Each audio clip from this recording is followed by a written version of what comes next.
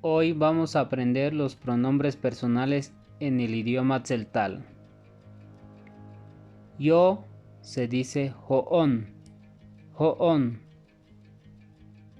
Tú se dice ha'at, ha'at. Él o ella se dice ha, ha.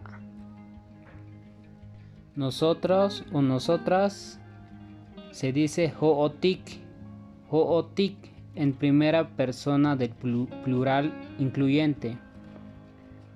Ho'tik en primera persona del plural excluyente.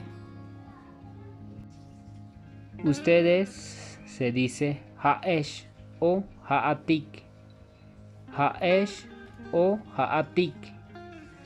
Ellos se dice ha'ik, ha'ik.